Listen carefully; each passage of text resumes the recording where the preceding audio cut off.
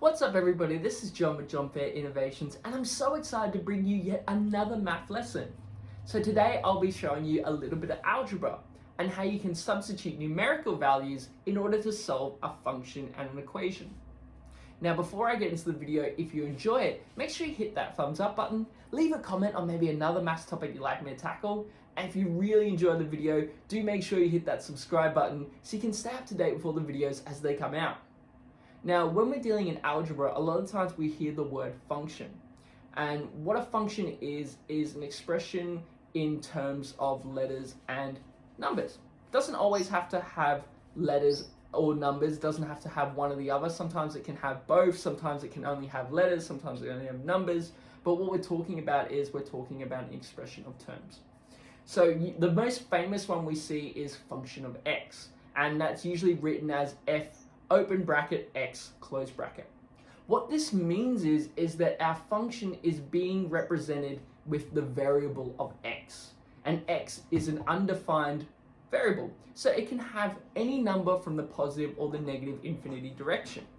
It's undefined, and our line or our curve, depending on what our x is, will go on forever in either direction. So say if we have the function x equals 3x plus 4. So that's going to give us a beautiful straight line in both the positive and the negative direction.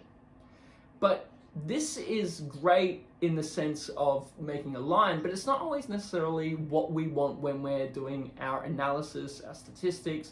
Sometimes we want a very specific part of the line.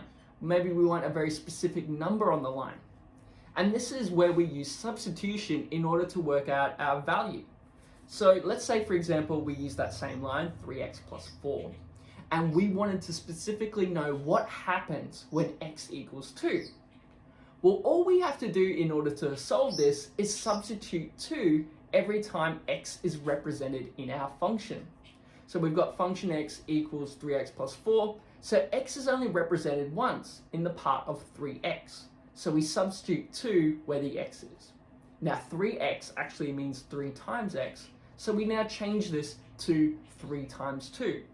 So now our function will read function x equals 3 times 2 plus 4. And now we use our old tried and true order of operations that I'm sure you all know and hopefully love. But all we have to do is now solve as you would any other arithmetic problem. So 3 times 2 gives you 6, and then 6 plus 4 gives you 10. And so that's your answer. So when we've got the line, the function 3x plus 4, at the value of x equals 2, it's going to give us a solution of 10.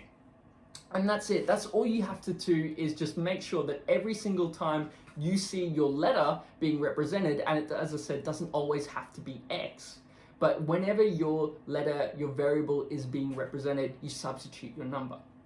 So let's do a little bit more of a difficult one. I've got a quadratic, and it's a bit of a mouthful, so do bear with me. So I've got the function of x equals x squared minus 5 open bracket x plus 2 close bracket. Now, what if, for example, I wanted to know what happens when x equals 7? So I do the exact same process. Every time I have an x value, I substitute 7. And as you can see in my function, I've got x squared, so that's one section where x is being represented, and I've also got it in the bracket where we've got x plus 2. So again, this is another section where x is being represented. So in those two sections, I'm going to have to substitute 7.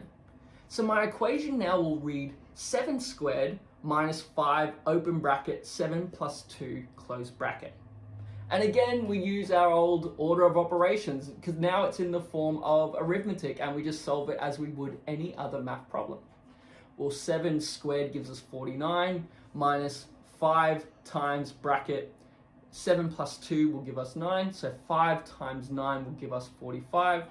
And now our equation will read 49 minus 45, and 49 minus 45 gives us 4. So that's our answer. So when the function of x squared minus 5 bracket x plus 2 close bracket equals 7, sorry, x equals 7 I should say, the function will equal 4. And that's it. Anytime you see your x value, you would just have to put 7. And it's the same with any number, whether it be a decimal, whether it be a fraction, whether it be zero, it doesn't matter. You just simply put in your number every time you see that variable. Well, thank you so much for watching. Hopefully that now shows you how you can substitute your numerical values into your equations, into your functions, but always stay safe, be kind to one another, and I'll see you next time.